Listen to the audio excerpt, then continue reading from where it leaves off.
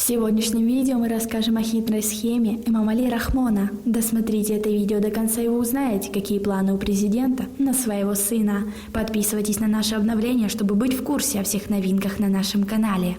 Президент Таджикистана Эмомали Рахмон в преддверии 27-летия независимости республики, которую отмечали 9 сентября 2018 года, наградил ряд работников различных профессий государственными наградами, премиями, а также присвоил воинские и специальные звания, сообщила пресс-служба главы таджикского государства.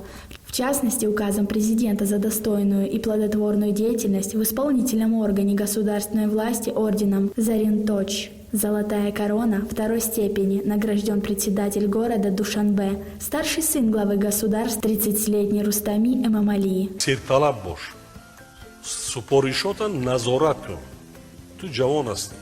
Бениҳоят ҷавон ҳастӣ. Ман синни соли шумо накунун баъд директори совхоз таъин шудам. Ту гӯшта нистӣ. Тура ягон кас фишор оварда наметавонад. Туда ягон кас намегӯяд ин мансаба гирифта, ин шудади, ин шудади. Ман бароям таъин кардам. Агар каси дигар мешид, Говорится в сообщении, орденом Зарин-Точ награждаются государственные и общественные деятели, другие граждане республики за выдающиеся заслуги. На церемонии Рахмон выразил уверенность, что все награжденные лица и в будущем направят свои усилия, опыт и знания на благоустройство страны, укрепление мира и стабильности, внесут достойный вклад в развитие экономики страны и другие соиздательные цели. Парламент Таджикистана одобрил закон, снижающий возрастной ценз для кандидатов в президенты с 35 до 30 лет. Эксперты полагают, что цель поправок – дать возможность выдвинуть свою кандидатуру на пост главы государства старшему сыну президента Рахмона Рустаму Эмомали.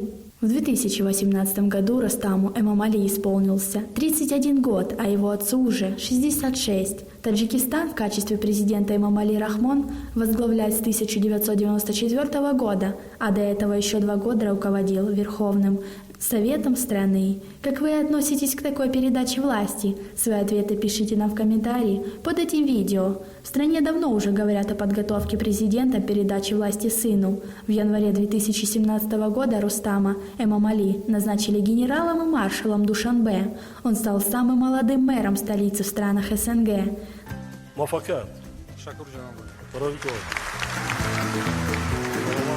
На этом у нас все. Оцените наше видео подпиской и лайком.